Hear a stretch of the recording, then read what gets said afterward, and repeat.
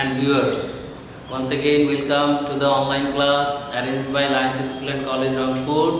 As you know, I am your English teacher, Mohammad Arman Hussain, Assistant Teacher, Lions School and College Rangpur.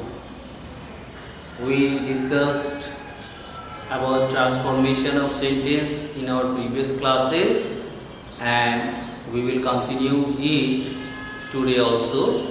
In the previous class, we discussed about affirmative to negative transformation of sentence. I hope that you have enjoyed the class and you are practicing at home. Today, we will discuss on assertive to interrogative sentence. It is also transformation. We will learn today how we can transform assertive sentence into interrogative sentence without changing the meaning. The meaning won't be changed, but the sentence will turn into an interrogative sentence. So, let us come to the point direct. Assertive sentence আমরা জানি এটা দুই প্রকার, affirmative এবং negative. Interrogative sentence এটাও দুই ধরনের, affirmative এবং নেগেটিভ। আমাদের মনে রাখতে হবে যখন আমরা অ্যাসার্টিভ সেন্টেন্সকে ইন্টারোগেটিভ সেন্টেন্সে রূপান্তর করব, তখন অ্যাসার্টিভ সেন্টেন্সটা যদি অ্যাফার্মেটিভ হয় তাহলে ইন্টারোগেটিভ সেন্টেন্সটা নেগেটিভ হবে। আবার অ্যাসার্টিভ সেন্টেন্সটা যদি নেগেটিভ হয় তাহলে ইন্টারোগেটিভ সেন্টেন্সটা অ্যাফার্মেটিভ হবে। মানে তোমার অ্যাসার্টিভ সেন্টেন্সটা যদি হ্যাঁ বোধক হয়, ইন্টারোগেটিভ সেন্টেন্সটা হবে না বোধক। অ্যাসার্টিভ সেন্টেন্সটা যদি না বোধক হয়, ইন্টারোগেটিভ সেন্টেন্সটা হবে হ্যাঁ। এইটা আগে একেবারে মাথায় সেট করে নিতে হবে। যেমন মনে করো, he has lost his pen. এখন এই সেন্টেন্সটাকে আমাকে ইন্টারোগেটিভ করতে হবে। আমরা জানি যে একটা ইন্টারোগেটিভ সেন্টেন্স মানে হচ্ছে তার আগে একটা অক্সিলারি ভার্ব থাকে। তাহলে এখানে আমাদের অক্সিলারি ভার্ব আছে হ্যাজ, এটি আমরা সাবজেক্টের আগে নিয়ে আসবো। এবং যেহেতু এটি একটা অ্যাফার্মেটিভ সেন্টেন্স, এখানে কোনো নো নট কোনো নেগেটিভ ওয়ার্ড নাই, এই জন্য আমাদের এখানে সংক্ষেপে একটা নট বসাইতে হবে। বাস hasn't he lost his pen, শেষে একটা প্রশ্নবোধক চিহ্ন, যেহেতু আমরা এটাকে ইন্টারোগেটিভ করব। খুবই সহজ জিনিস। যদি অক্সিলারি ভার্ব থাকে, এই অক্সিলারি ভার্বটাকে আমরা সাবজেক্টের আগে নিয়ে আসবো। সেন্টেন্সটা যদি হ্যাঁ বোধক হয় বা অ্যাফার্মেটিভ হয় তাহলে তার সাথে সংক্ষেপে আমরা একটা নট যোগ করব। আবার দেখা যায় প্রেজেন্ট ইনডিফিনিট এবং পাস্ট ইনডিফিনিট এই দুই প্রকার সেন্টেন্সে কিন্তু অক্সিলারি ভার্ব থাকে না। যেমন মনে করো, হি টিচেস ইংলিশ। এই সেন্টেন্সে কিন্তু প্রেজেন্ট ইনডিফিনিট টেন্স এবং এখানে অক্সিলারি ভার্ব নাই। তাহলে আমরা জানি যে অক্সিলারি ভার্ব এখানে নাই, আমাদের আনতে হবে ডাজ। যেহেতু এখানে ভার্বের সাথে এস বা ইএস যোগ আছে, এটা আবার অ্যাফার্মেটিভ একটা সেন্টেন্স, এই জন্য এখানে নট সংক্ষেপে লিখব।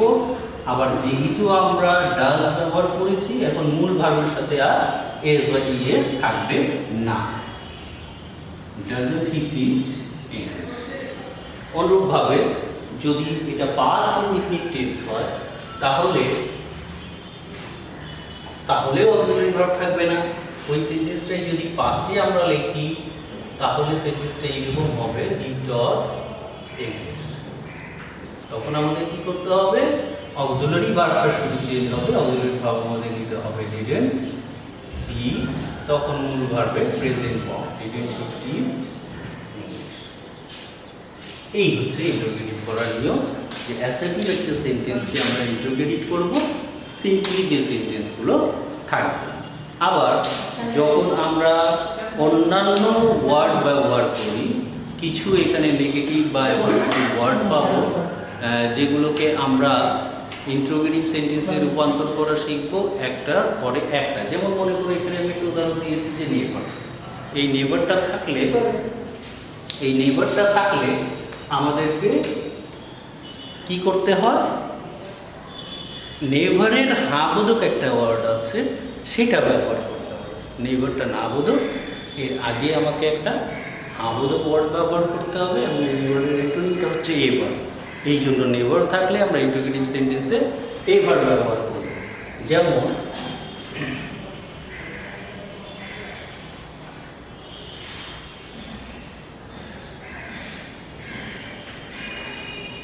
he never tells a lie.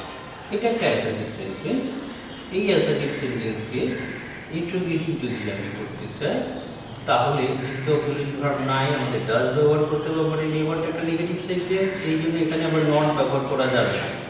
Does he ever টেল এ লাই। অনুরূপভাবে যদি নাথিং থাকে তাহলে নাথিং এর অ্যান্টোনিমটা আমাদেরকে ব্যবহার করতে হবে এনিথিং। যেমন মনে করো he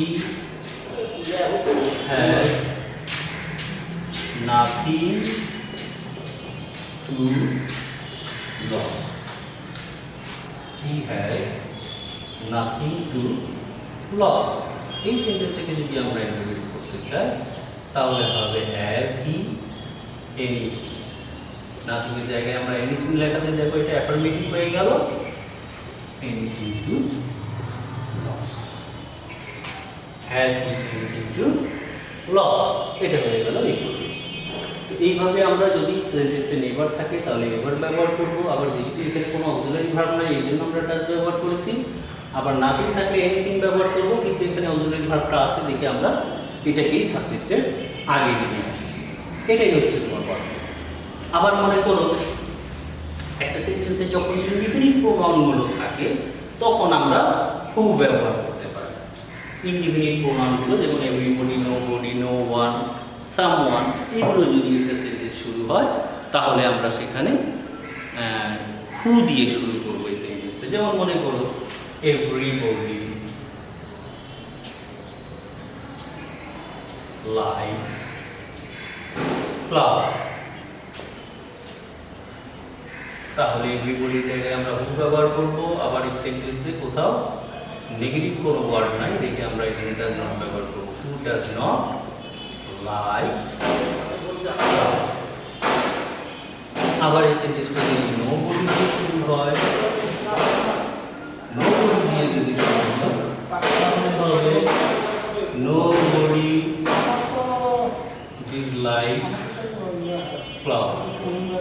এই সেন্টেন্সকে যদি আমরা ইন্টারোগেট করতে চাই তাহলে আবার যেহেতু একটা নেগেটিভ ওয়ার্ড এখানে আমরা অন্য কিছু ব্যবহার করব না, ডাজ নট ব্যবহার করা যাবে না।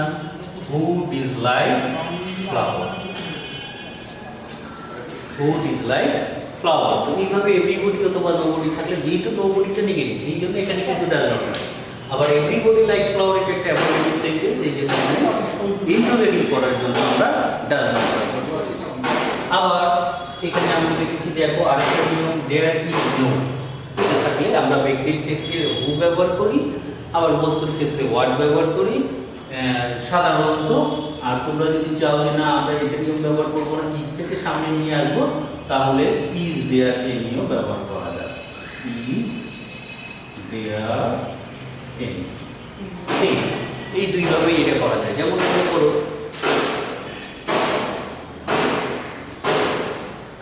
there is no use of this law।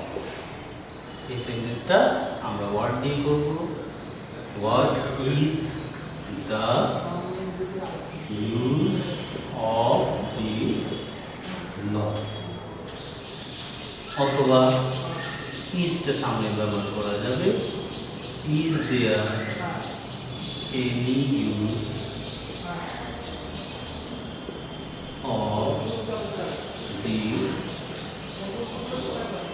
দুভাবে এটা করা যাবে। আবার এই সেন্টেন্সটা অনুরূপভাবে যদি পার্সন থাকে, দেয়ার ইজ নো ম্যান আছে, দেয়ার ইজ নো পার্সন আছে, তখন আমরা কি করব, ওটার জায়গায় হু ব্যবহার করব। এই হচ্ছে তোমার অ্যাসার্টিভ টু ইন্টারোগেটিভ সেন্টেন্সের মোটামুটি নিয়ম। আশা করি তোমরা এই রুলসগুলো ফলো করবা, বাসায় আরও বেশি বেশি প্র্যাকটিস করবা, বইয়ের কিছু এক্সাম্পল দেওয়া আছে ওগুলো দেখবা, তার সাথে কিছু এক্সারসাইজ পাবা তোমরা যে কোনো একটা গ্রামার বই, ওই এক্সারসাইজগুলো আবার প্র্যাকটিস করে নিতে হবে। তো আমরা ট্রান্সফরমেশন অফ সেন্টেন্সের আরও কিছু আছে যেগুলো আমরা নেক্সট ক্লাসে আলোচনা করব। ততক্ষণ সবাই ভালো থাকো, সুস্থ থাকো। Thank you very much.